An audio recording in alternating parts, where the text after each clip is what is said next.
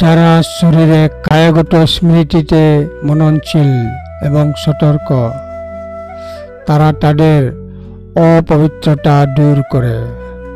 ধম্মপদ 293।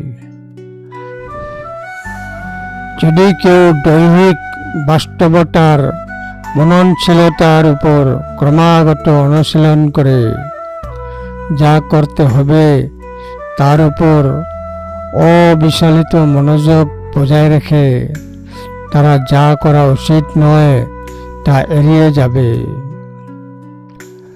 সেসব মননশীল সতর্কতার দাগ মুছে যাবে। যারা সর্বদা ভালোভাবে অনুশীলন করে শারীরিক মননশীলতা, তারা কখনোই যা করা উচিত নয় তা এড়িয়ে যাবে এবং যা করা তা কখনো করে না। সচেতন ব্যক্তিদের জন্য সম্পূর্ণ সচেতন দূষণ দূর হয়ে যায়। ধম্মপদ 293।